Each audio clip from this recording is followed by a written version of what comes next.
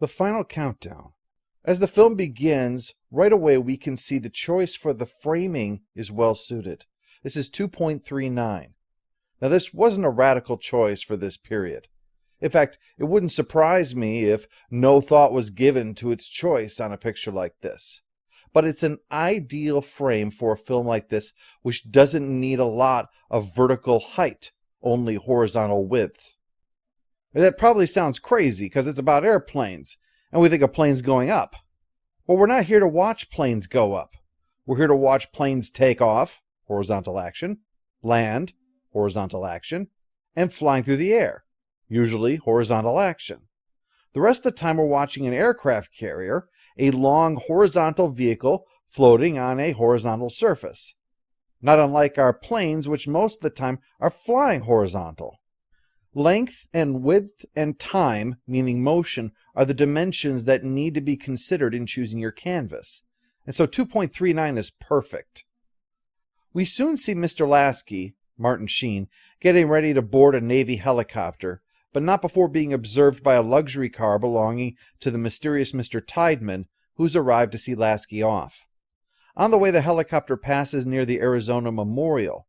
Before the attack on Pearl Harbor, the USS Arizona was the flagship of Battleship Division 1.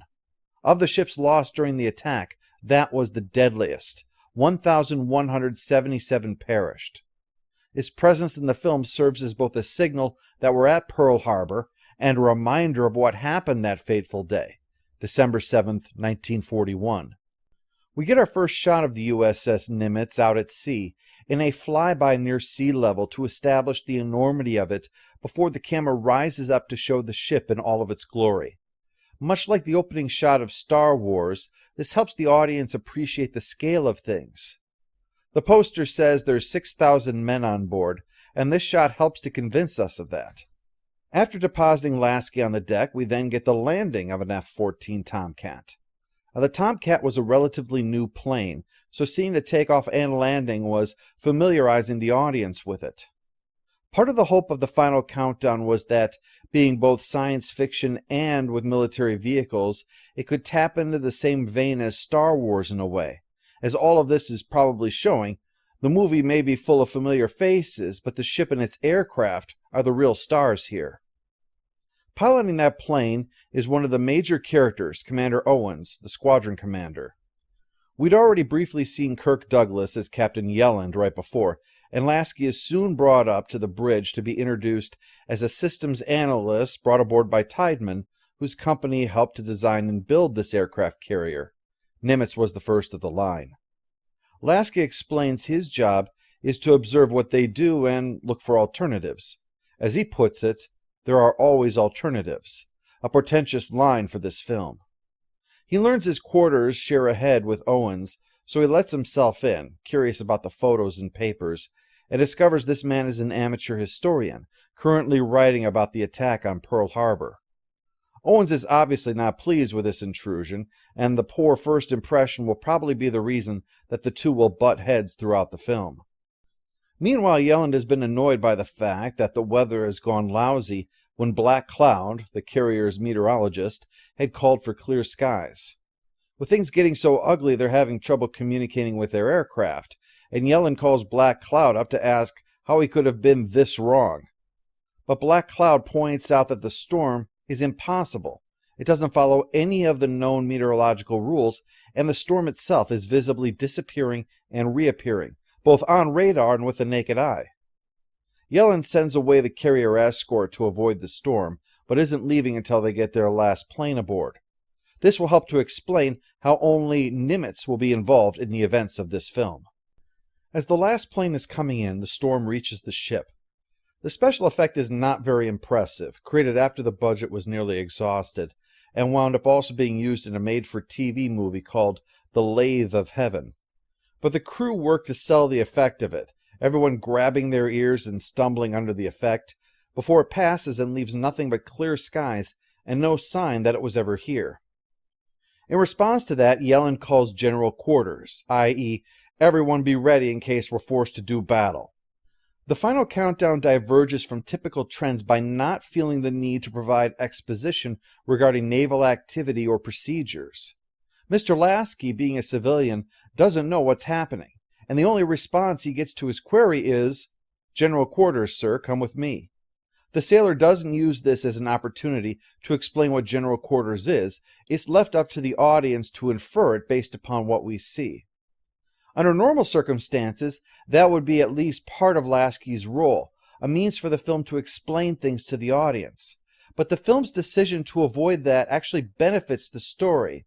If explaining things to Lasky explains it to the audience would subconsciously start to identify with his character, which would make the character more important in the audience's mind than he is supposed to be. And likewise would mean his conflicts with military officers puts the audience in conflict with military officers.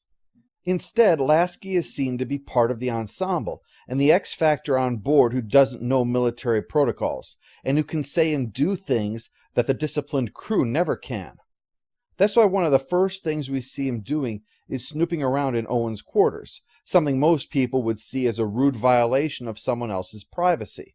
This puts some distance between us and him, and establishes him as a presumptive individual.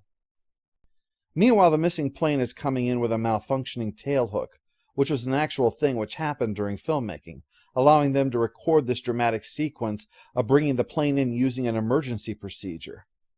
The arrival of fire control personnel adds to the verisimilitude since the events are not catastrophic, and the response is seen as precautionary.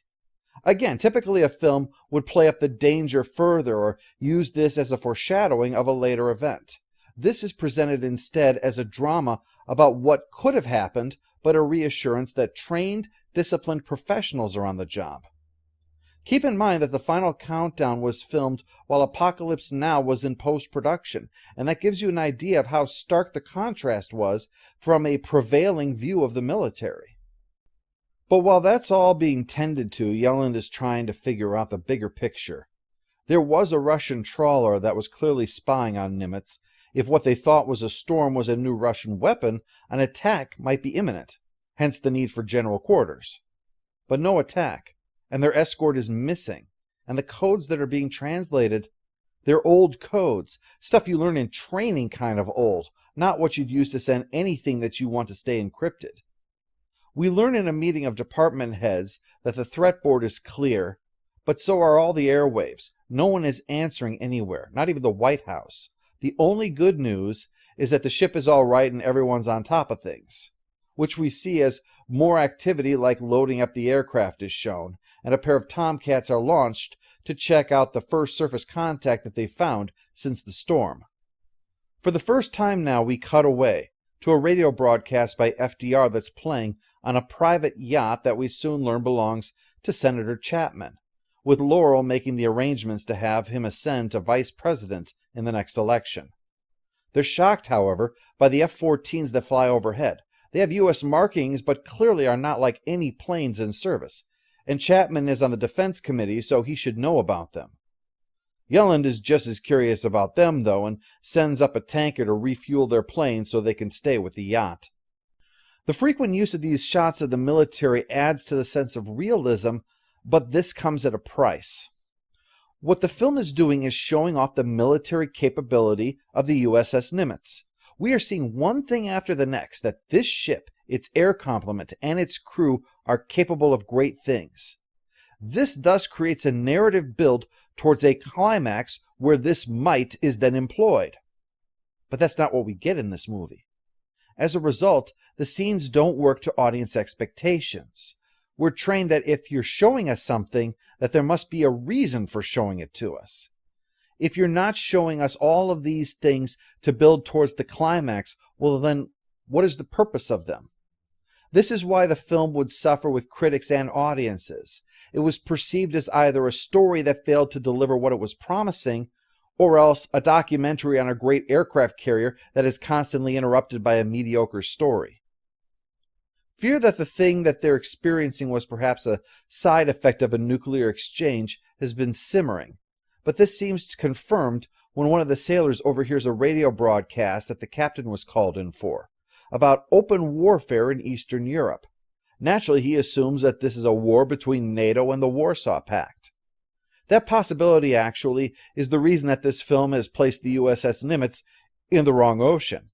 It has to be here for the intended plot, of course, but being a new ship with cutting-edge aircraft, the USS Nimitz was naturally wanted for the Atlantic, because war with the Soviet Union would necessitate control of the Atlantic Ocean to avoid America from being cut off from its European allies in NATO.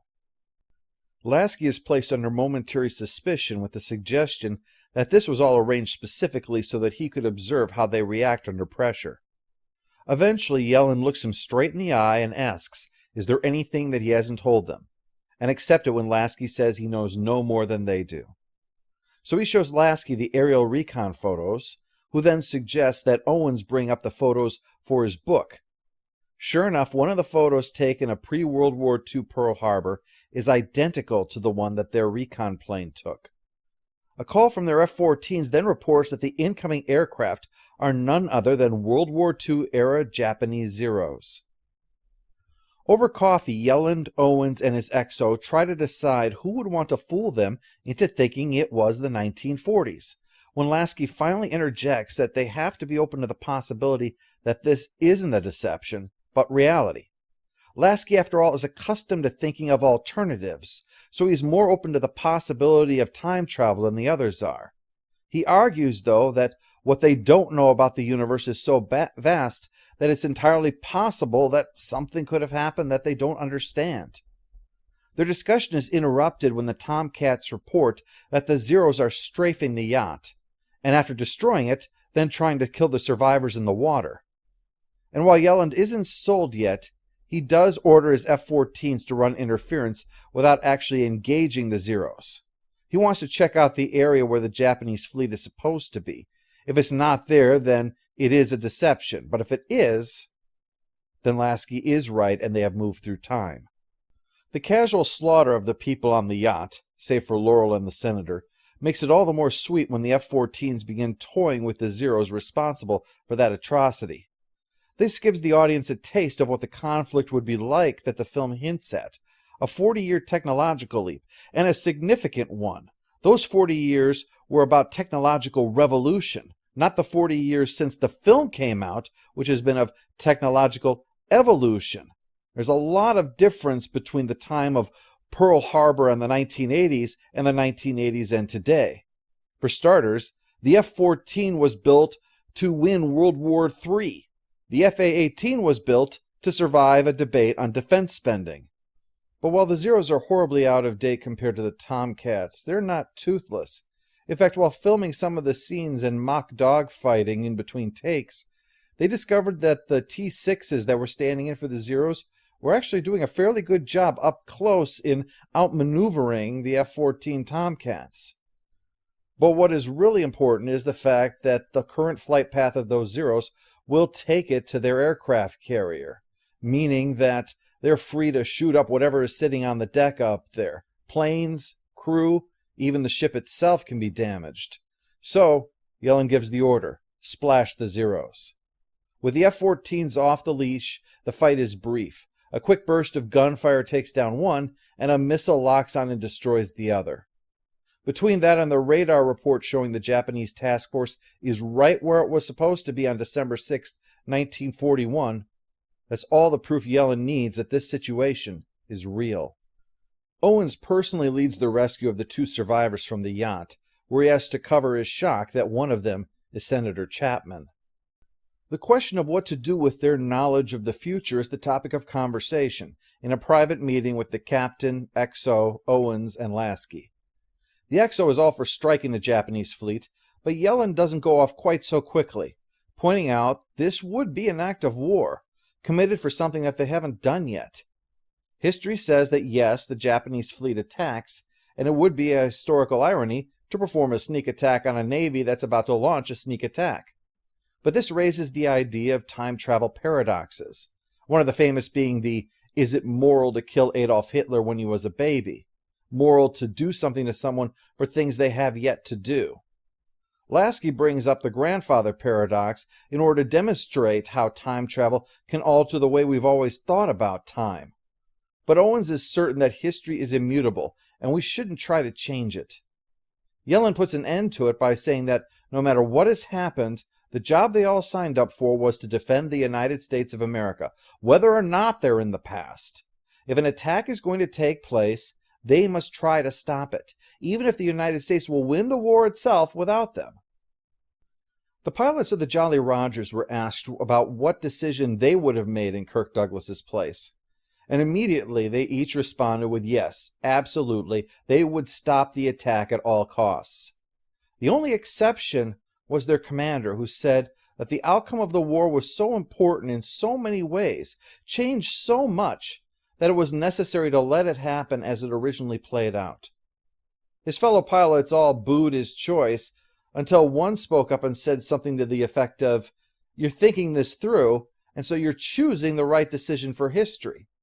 But in the moment, when the lives of your fellow Navy men are on the line and your country is under attack, you know you couldn't stand by and do nothing." To which the commander had to agree, yeah, he probably would attack in the end. For obvious reasons, Yellen is keeping Chapman and Laurel isolated for now, but the senator is not used to being stonewalled given his importance. In fact, Lasky has just found out how important. The reason Owens was uncomfortable seeing the senator was because he knew that Chapman disappeared under mysterious circumstances, which prevented his rise to vice president in 1944, and thus prevented him from becoming the president of the United States the following year when Roosevelt died. Last guy I realized who he had the moment I heard his name. Why'd you keep it to yourself? Because I don't have your appetite for playing God with the world. What was I supposed to do, throw him back in the sea? Well, at least that would have preserved the natural order of history, as you've written it. As for Chapman himself, he suspects a political angle, that FDR has been developing the technology behind this ship in secret, ignoring Chapman's warnings because he wanted to not only have a reason to fight back, but to be able to take credit for having prepared for this eventuality. Chapman's losing his political leverage being stuck here, so when Owens takes Lasky down to speak with Chapman, there's arguing before the door even finishes opening. Between that and Laurel's dog escaping, the guard is distracted just long enough for the Japanese pilot to make his move, and soon has Chapman, Lasky, Laurel, and Owens hostage. He demands a radio, and Yellen says yes, but there are sailors with guns out there, as the pilot suspects. He takes Laurel hostage before they get the chance, a gun right to her head. So at Lasky's prompting and with Yellen's approval, Owens, via translation, says everything that is about to happen. Things the pilot knows he can't possibly know. And while he's distracted by this, one of the sailors makes a move. He's shot, but the pilot is quickly mowed down, ending this threat, but Owens' remark tipped their hand in front of Chapman and Laurel. Yellen visits Chapman, assuring him that if there is an attack, the USS Nimitz can handle it without the need for any help from Pearl Harbor. Chapman is outraged and demands that Pearl be informed, so Yellen agrees to let Chapman contact them personally. But it doesn't go well. There's no USS Nimitz, no Captain Yellen, and no one willing to listen to him at Pearl Harbor. The eeriness of the situation is effectively delivered. What's happening here? Who are you people? If they won't listen to him over the radio, Chapman intends to go to Pearl Harbor in person, which Yellen says he'll allow him to do. Lasky explains what he's learned, though, about Chapman, but Yellen still isn't interested. Lasky, my job is to make decisions here. Now. Not worry about what politician may be in the White House 4 years from now, or 40 years ago. Fleshing out character is often done via adding details about one's personal life. What you do when you're not at your job, for instance, or private interests that are unrelated to what you do. As an example, and I'm not holding this up as anything that could be considered nuanced filmmaking, rather to illustrate that actors and directors are often aware of this. In the film The Rock, Nicolas Cage's character was his job, and he wasn't a big fan of that aspect, so at his request, a brief scene is included of him getting an LP of the Beatles, a small thing to let the audience know of him when he is not doing his job. The final countdown, however, doesn't have this. The focus is on professionals doing their jobs. Even Owen's hobby, the only one that we see even has one, is an essential element of this story. so the performers have to convey their character via their professional interactions. Now, Kirk Douglas, of course, was a Hollywood legend for a reason. Who could forget the way his face said everything in Spartacus when he saw the crowning example of human solidarity and heroism in the face of barbarism? No words, just an expression.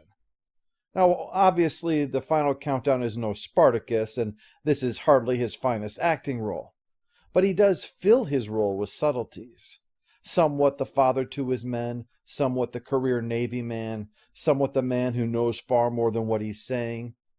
It's clear that Douglas adds legitimacy to this film, not because of his name or his presence, but what he gives to it to help bring things to the next level. Martin Sheen, the other movie star of the film, doesn't have quite the grip on what the film needs. The intellectual stuff, he can sell that flawlessly. But beyond that, he pulls his character back too far, suggesting that he was striving more towards every man with the role when he was clearly intended to be sly and mildly enigmatic. Of course, we don't know how much of that falls on the director.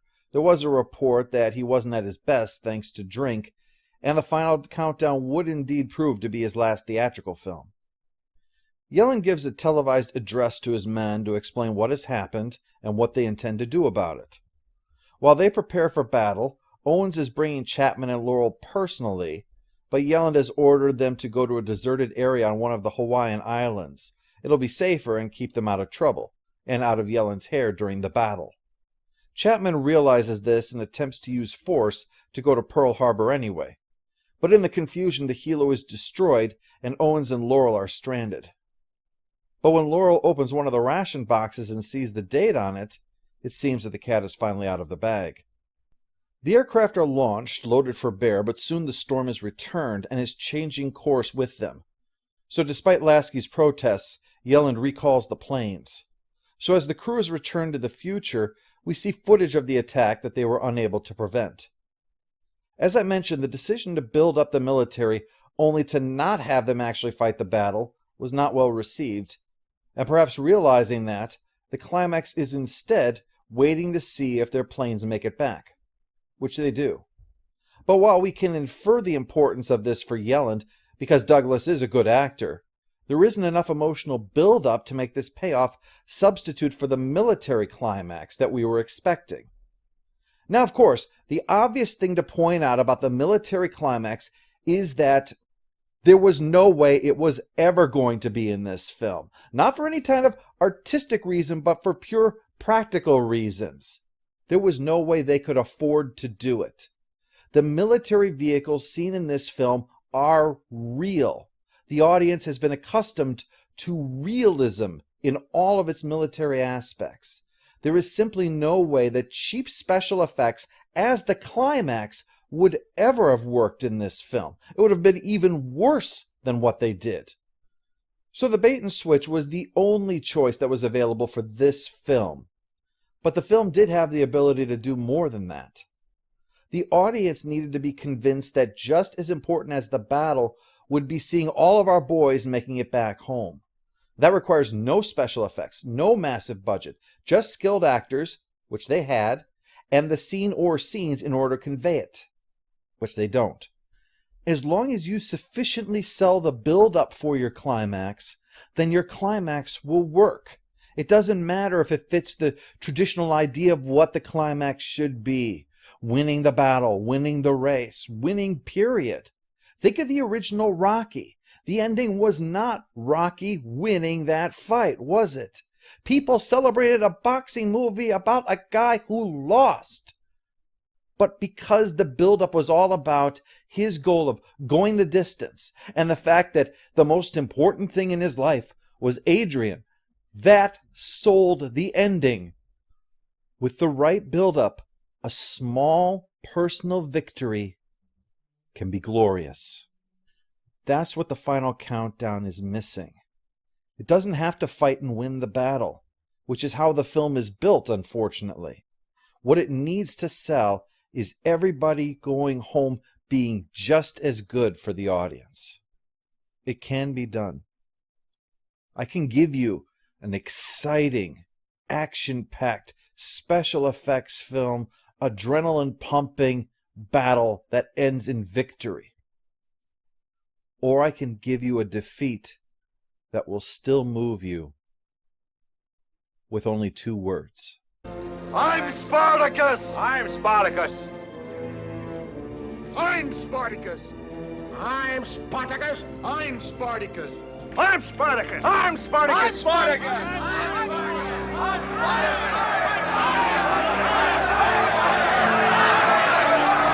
Back in the future, the USS Nimitz pulls into port at Pearl Harbor, paying honors to the Arizona, the symbol of the tragedy that they had failed to prevent.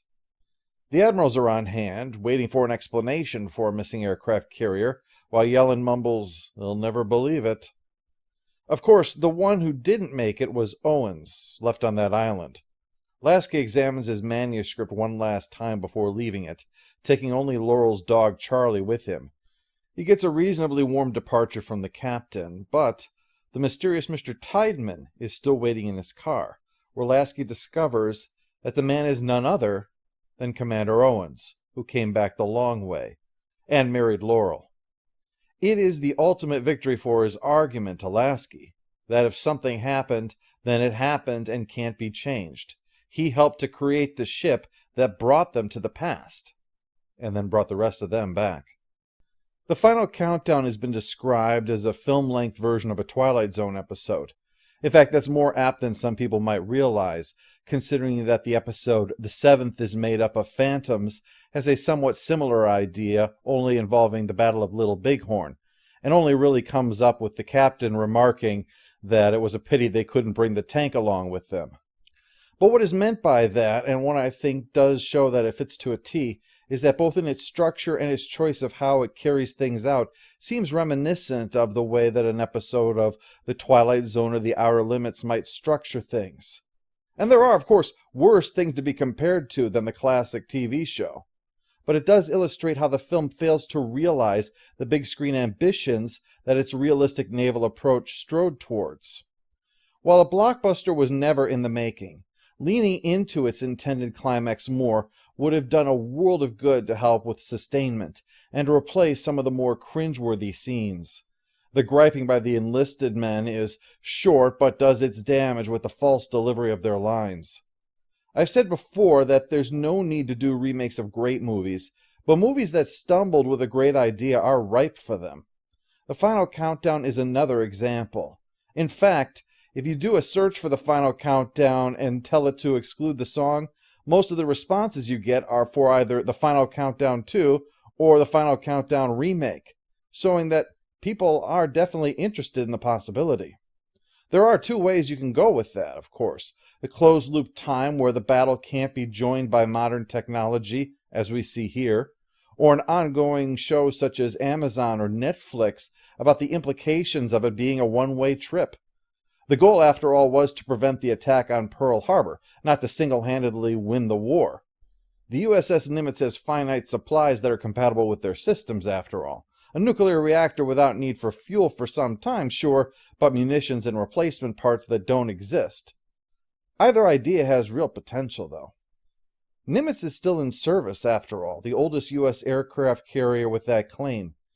And I've been told that there's a recent Navy tradition, played to lift the spirits of the crew after underway replenishment, where music is played when the other ship departs. The USS Enterprise, for instance, played the Star Trek theme for obvious reasons. The USS Camden played Baby Elephant Walk. And as for the USS Nimitz, it plays the theme from The Final Countdown, the music written specifically for their ship. We may have gone from a time when this ship was cutting edge to our own when it's on the cusp of retirement. And yet, this cult film may in its own way immortalize that ship long after it's gone, to be its memorial. Not like the one seen in the film, the one for the Arizona that pays honor to the fallen, that salutes their sacrifice in tragedy. No, this memorial is a living memorial, one that does not show victories or defeats. It shows readiness, determination, and most of all, service. It shows those in the midst of a Cold War that could potentially lead to armed conflict with a nuclear superpower, who still chose to stand as sentinels should the dark day arise. We saw them standing watch so that we could sleep easily. And Captain Yellen's declaration takes on a special meaning for us 40 years later. If the United States of America falls under attack, our job is to defend her, past, present, or future.